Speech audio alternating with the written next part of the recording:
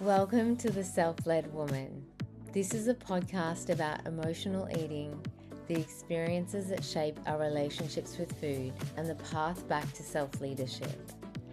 These conversations go beneath behaviour, held with deep respect for the wisdom of the body and the ways it learned to cope, adapt, and survive.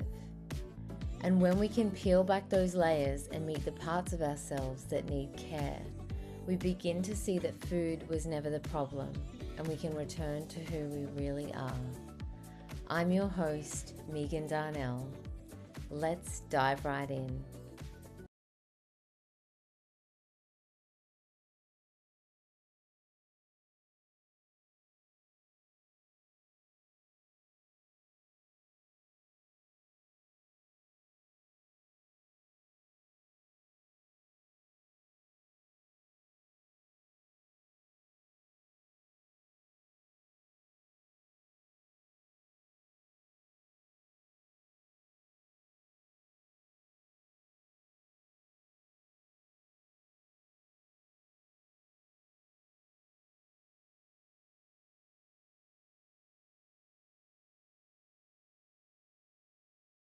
So before we kick off today's episode, I just want to give you a little crash course in IFS, if you will.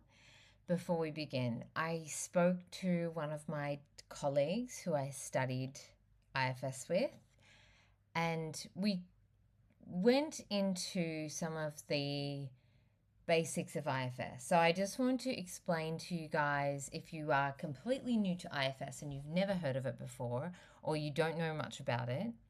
So it stands for Internal Family Systems. It is a type of psychotherapy that is built on the belief that we are made up of all these different parts. And then we have three categories of parts within IFS. So we have the self. The self is who you really are underneath all your trauma, all your conditioning. And the 8 C's of self are known as curiosity, compassion, confidence, creativity, connectedness, courage, calm, and clarity. So, how we know when we are in what we call self energy is when we're feeling any one of those things. There can be other words to describe it. Some people might use love or flow state or soul, but you get the idea. Like, that's who we really are underneath all our trauma, all our conditioning. And we try and work with IFS from a place of self. And that's what your therapist will know, whether you're in self by asking the right questions, engaging not just your answers, but your facial expressions, your body language, your posture, tension, anything else that they may notice. We're trained to do that. Then the second category of parts are protector parts. So protector parts are the parts of you that generally run your own life. And we have two categories of parts, which you'll hear us speak to in the episode. They are managers and firefighters. And these parts developed at a point in our past, most of the time, and they're there to protect us. So they might be things like perfectionist parts, people-pleasing parts, parts that emotionally eat, parts that restrict our food, parts that control. And you'll hear us speak to these managers, firefighters, protective parts throughout the episode. The third category of parts is what we refer to as exiles. So exiles are generally young parts of us, and they're the parts that carry our wounds, carry the beliefs, carry the burdens, carry the pain, the emotions behind all of that. And the protectors are there very cleverly and very efficiently protecting these exiles underneath, but they're essentially like inner child parts or wounded inner child parts. So I just wanted to give you a little briefing on IFS so it's easier for you to follow along if you are brand new to IFS, and thanks for staying with me if you are a bit more well versed. But I hope that you enjoy the episode. So I'm so excited to introduce today's guest, Ivana Legnerova. Ivana is an internal family systems therapist specializing in eating disorders. She helps clients understand and transform patterns such as emotional eating, undereating, perfectionism, and self sabotage by working with the protective parts that drive them. Alongside her private work, Ivana works in a day treatment setting, supporting clients through both individual and group therapy. Her approach invites curiosity towards inner experiences, helping clients build relationships with their parts, reconnect with their inner world, and move towards lasting change through compassion rather than control. Welcome to the podcast, Ivana. Thank you for having me, Megan. You're welcome. I'm so excited for this conversation. So, to kick us off, I'd love to start with you. And if you could tell the listeners what actually drew you into this work, specifically with eating disorders and IFS.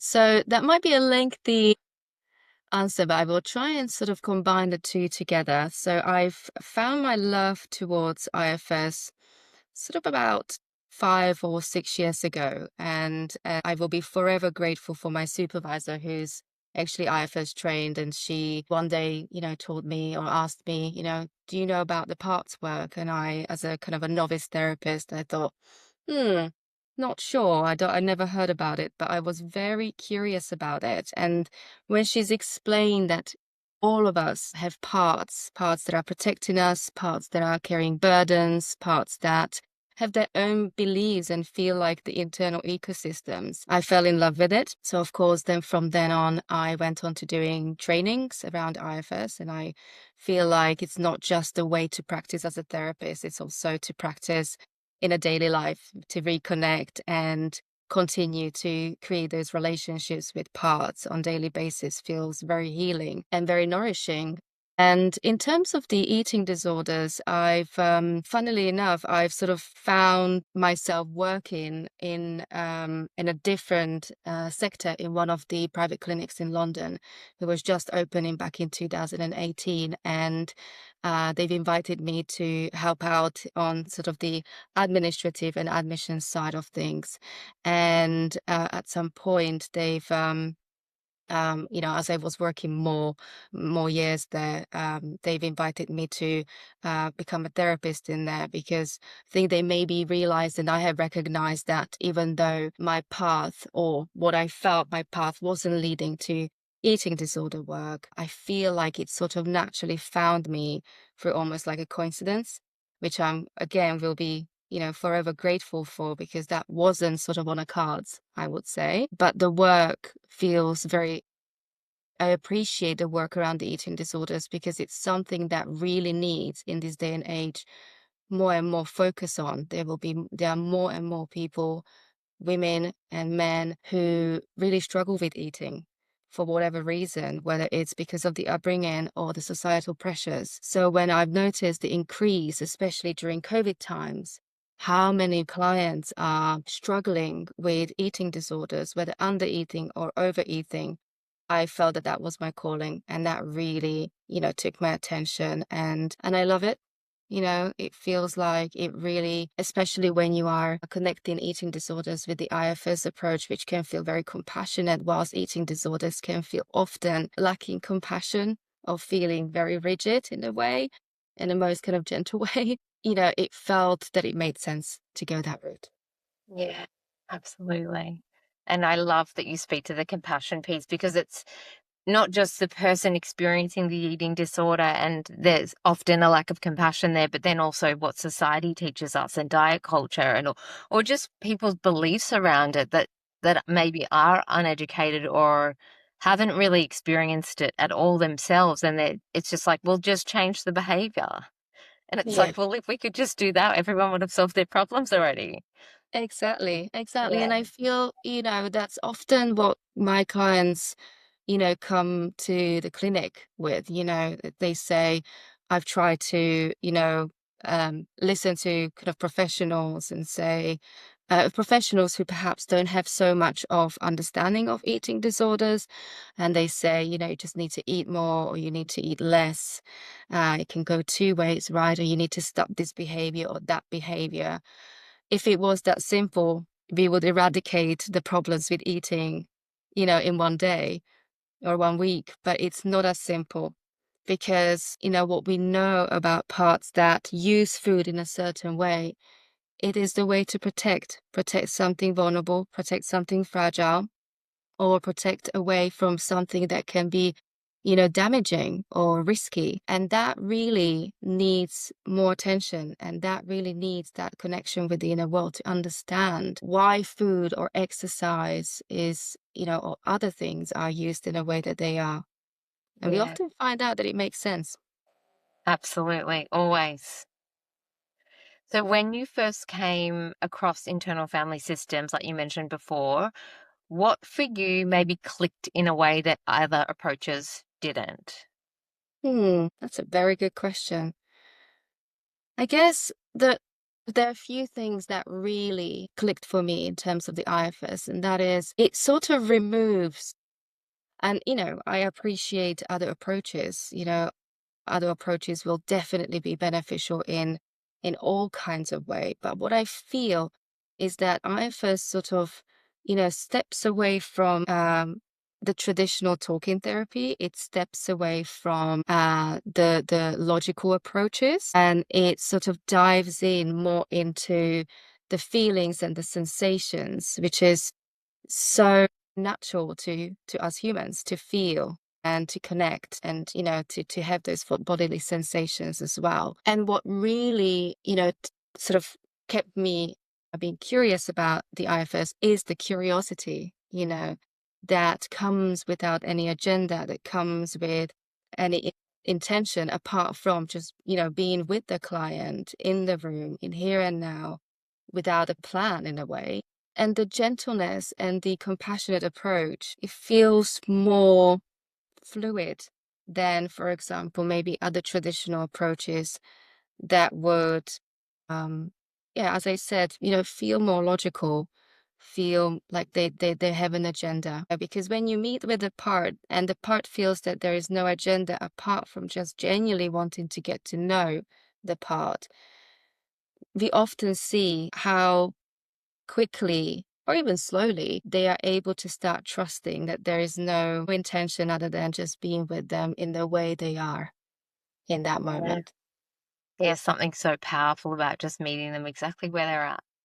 Yes. And it goes for any part, any person. It's just like when you meet them where they're at, they feel that energy. And Yeah. it's it really is where the magic happens, like when we slow right down and just it's like when we're trying to force or get the breakthrough or be fast, it's like Mm. that's not where we get the breakthrough. It's like those tiny, slow, really gentle moments, I feel like they're where the magic starts to happen. I So agree. when someone comes to you and says something like, if we're speaking about those protective parts, like, I just need more control around food, what do you tend to see is actually going on underneath that? Mhm. Very good question. And, immediately lots of different experiences or client scenarios really come to my mind. Guess when it comes to the control around food, there might be different parts involved in the way they need to control the food. What I always bear in my mind and in my heart is that there is a reason why there needs to be a control around food. And there is always parts intention to protect something that feels more vulnerable. And it's a way of coping. If we control the food, we can cope with something that's maybe underneath, or we can cope with the pressures. Now, the way different parts might control food is it could be by, hyperfunctioning, or it could be by parts adopting this perfectionism, the belief that they have to be perfect, or they have to count calories. That's a way of control as well. Or the timings of when I can eat or I can't eat. So there are different ways that parts tend to control food. And often when we notice, I often think about food as being symbolic in our work. Like we often talk about, food as this thing that needs to change. But if we notice that food is a symbolism of something bigger, food can be used as a way to comfort, to control, as a rebellion. But most importantly, there is something underneath that needs to be controlled. So often when we ask parts, if you were to let go of perfectionism or this way of control, what you fear would happen. We often actually get to understand that their fears could be, of very vulnerable younger parts, such as, then I wouldn't be perfect, then I would be rejected, or I would be unlovable, or what would be my worth if I, didn't control my food or and body. So there are lots of various ways why and how the parts are trying to kind of maneuver with the food. And obviously different aspects of eating difficulties, if you think Mm. about it as a bigger picture. Don't know if that Yeah. answers your question. Yeah, absolutely. Like there is always a reason. So, from an IFS perspective, how do you understand behaviors like emotional eating, restriction, or perfectionism? And what do you see in your work? What are those parts trying to do for someone? What is their intention behind the behavior? Okay, yeah. So the intention is, as I've mentioned, always it's a way of coping. It's a way of managing the pain underneath whatever that pain can be. And, often when we recognize that all the parts, the protectors, whether it's managers or firefighters, as we know in the IFS, when their intention, is understood, it actually makes sense. So, for example, when there is a manager that uses food, restricting food, or uses food as something that needs to be kind of pushed away and not used as a nourishment, but more as a control. It could be a various There can be various reasons as to why that restriction feels almost like a survival technique. Because often when I meet with the parts, the sense of needing to do it and not being able to let go almost feels like if I was to let that go, I wouldn't be surviving in the wild or in my family. So when it comes to either undereating or overeating, it's often always a pain underneath, whether it's the rejection, whether it's not being good enough in a society or at home. So, for example, a lot of the client systems, the way they are managing food is either by overeating or undereating is to comfort or to not feel at all. The big thing in the systems are the emotions, and emotions are the ones that maybe carry the pain as well. The younger parts are carrying the pain. And it can feel so frightening for the parts or the protectors to imagine that suddenly the client would be overwhelmed by these little parts, the younger parts, with all their pain from the past. So interestingly, I was reflecting on that recently about the kind of the overeating and undereating and how both of them are soothing the emotions and comforting away from, the pain, because the pain can feel so threatening. What if we're gonna feel? How are we gonna cope? Are people gonna like us? If we are going to stop doing all of this, who are we going to be in the world as a person? And that can feel frightening. Absolutely. And I noticed this, I'm sure you probably notice it a lot in your own work, but a lot of people that come to me that it might be struggling with their eating, however that presents, they tend to be incredibly high functioning people. Oh, And on yes. the outside, they have got their life together. Like nobody would ever know. And this is a very private struggle that is behind closed doors. And also that, like, there's so much emotion under here, and I can't show that because that all their friends and family, everyone that they've known for however long, they only ever know them as this high functioning person. And if they Yeah. were to show a bit of emotion, they might try that, but somebody in their world might react to that like, "Oh, I don't know what to do with this," and they might try and fix it or smooth it over or just say, "Oh, just be positive," and they go, "Oh, there's evidence for me that I can't actually bring this here, so I'll just keep stuffing that down and keeping Yeah. the high functioning one." So when we're speaking to, like, I know a lot of my listeners are these people, these women that are really high functioning. They're holding everything together so tightly, but then the struggle with food is behind closed doors. Yeah. In your own work, what's your perspective on that? Like this, I guess it's a polarization, which in IFS is two parts fighting against each other. But what's your perspective on what's going Mm. on? Yeah, so firstly, I just want to, you're absolutely right. I think there is definitely a polarization. I'll get to that in a minute, but I just really want to, say I appreciate you bringing up the kind of hyper functioning or, working really hard, sort of on daily basis. And as you're saying, it really, those parts that are over functioning are helping the person to keep going on daily basis. And as you say, a lot of the parts could not imagine something else because they never experienced it, because they started to function in the same way from a very early childhood. Now, often what I learn from clients' parts that are over functioning is that that was the way they managed to get love and validation and being seen and heard by parents or the surroundings. So let's imagine a child who felt an emotion and didn't get that validation, didn't get seen, didn't get soothed. And then suddenly that part shuts down and those productive parts come up. And then suddenly they're getting seen and they get validated and they're being told that they're good, that this is their worth. That is what then protectors keep, doing until our adulthood, until we sort of break that cycle and help those parts to feel less inclined or less forced into that overproductivity, because it can feel terrifying to be in the world without feeling validated, without feeling seen and heard. Now, in terms of the polarization, functioning managers outside in the world, being seen as someone who has it together, right? And then behind the closed doors, other parts come in and perhaps almost like trying to balance it out by soothing through maybe eating more food in the evenings, or what we can call as binging as well. That's often sort of a classic battle that we can see between the managers and the firefighters, because, let's be honest, what we know about our systems by now is that the managers and the firefighters will always try to balance each other. Where one is more activated than the other one needs to put more work in order to basically not feel like the other one is overwhelming. So whether it's the manager or the firefighter. So we often actually notice in the clinic and in my work with my clients is that, the presentation, the mask can be there in the outside world when we speak to people, when clients speak to people.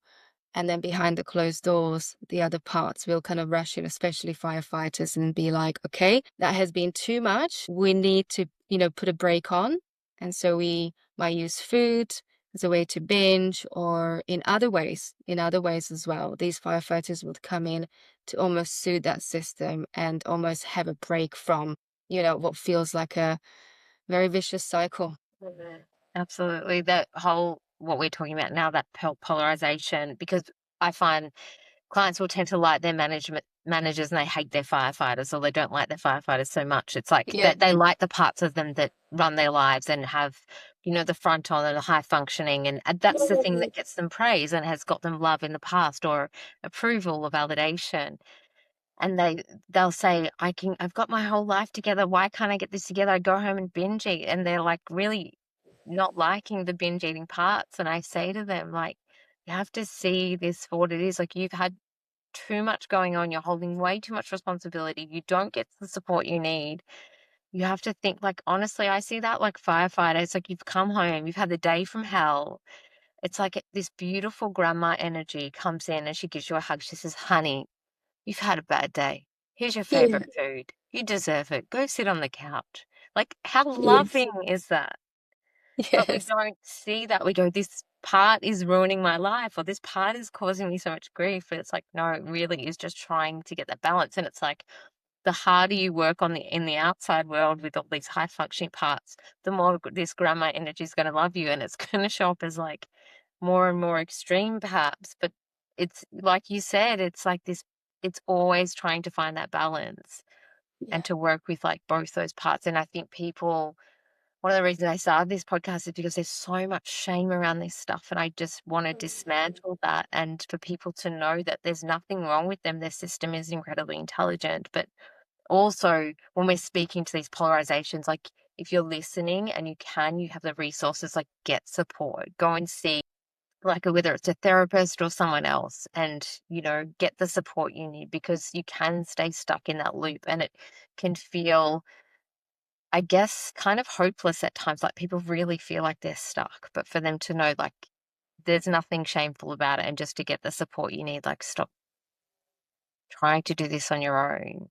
because shame also breeds in that isolation as well. A- Absolutely. And shame is something that, we often meet in the room when we are with the clients. It's either the shame of those parts that are exiled, shame about who they are or who they feel or believe they are based on their past experiences. But I think another shame is the shame of actually having issues with food and the societal messages about how we should look like and how we should eat, that can feel like if the parts are doing the opposite or they're doing it differently, that can feel very shaming. And so what happens is that it repeats that cycle where another protective part comes in and says, here, I'm going to fix it for you so you don't feel the shame, or you are not prone to being shamed by the society or family or external world in general. I'm going to fix it, so I'm going to take on the control.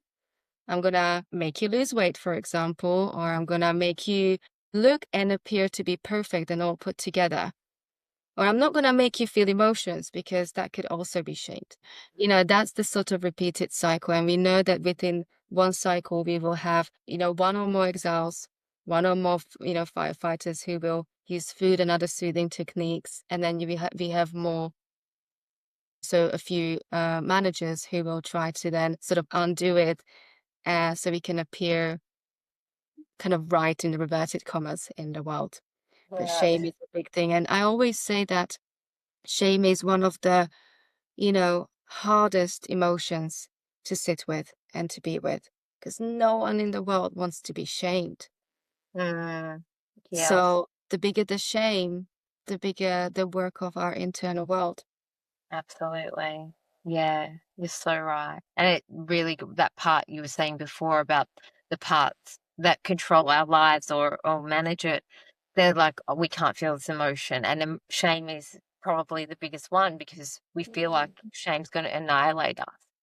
Yeah. And it's like, and also those parts, if you haven't explored, if you're listening, you've never explored IFS before, those parts of us that are trying to protect us, they often think we are much younger than we are. Like most of the time, if you ask them, we say, "How old does this part think you are?" And they're like, 5, 3. And so, Mm. of course, you couldn't handle that level of shame or those emotions at that age if you didn't have that support. So, if Yes. someone's listening, like, what would you say to someone who feels like they've maybe tried everything and nothing has worked? Hmm. Yeah.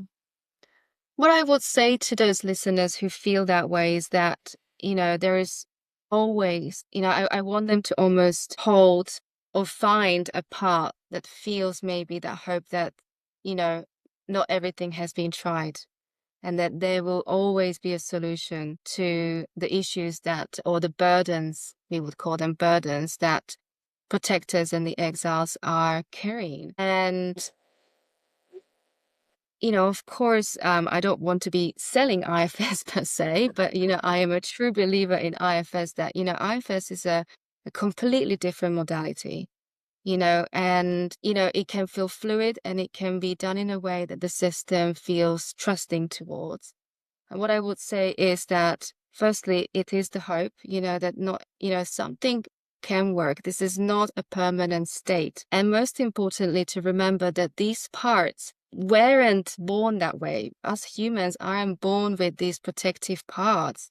The experiences that feel painful or different life experiences when growing up or even in later stages in the life, those are the ones that are creating our protectors. So just like they have been created, there is a work, uh, there's definitely an opportunity and a hope that just like protectors were created, they can also settle back into their original states, whether it's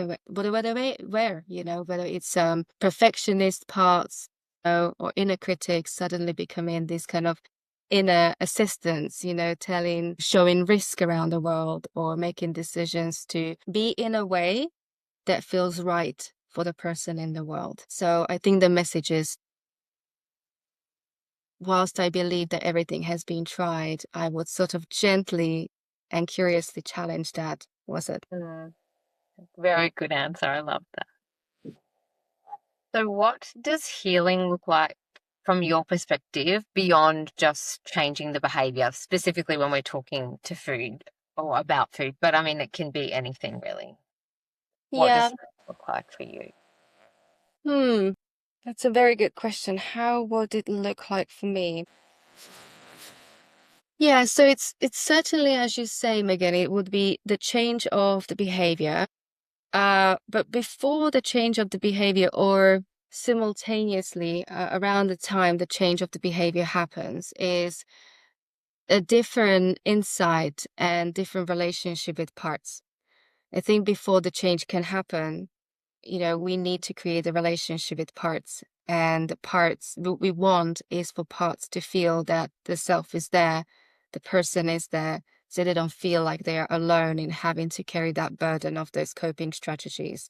Then the change can happen. And I think with that change, when that change happens, as I mentioned, not only the protectors and the parts restore um, their roles and get into less extreme roles, I would say.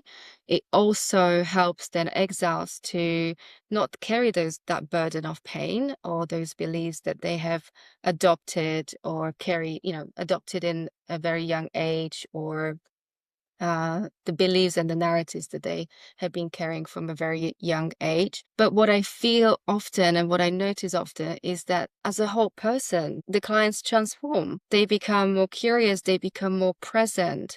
They recognize that when the protectors no longer need to focus on the food, for example, the quality of life increases because there is more space and more time to be with ourselves and with our loved ones. There is more time and space to think about the things that people couldn't think about because it was all about what needs to happen to protect, what needs to happen to soothe, what needs to happen to control.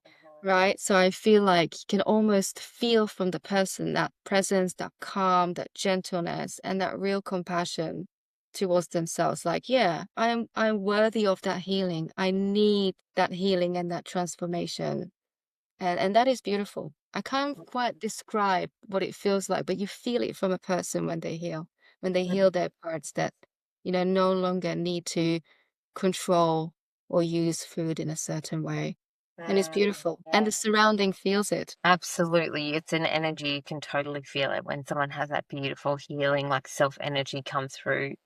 And I totally agree with you. It's like when you heal the food stuff, like I've had my own very long journey with it. And coming off, out the other side, I'm like, there's life to be lived on the other side of this stuff. Like Mm. whether people want to avoid it or think, I mean, a lot of people moving through life do, engaging in these behaviors, say control and thinking it's a good thing when it's Mm. actually taking up so much of their brain space and probably causing them a lot of grief at times. But there's life to be lived on the other side of that. And it's like you can't, there's no script for it. It can't be performed, but when you know it when you see it, it's like there's just a whole other.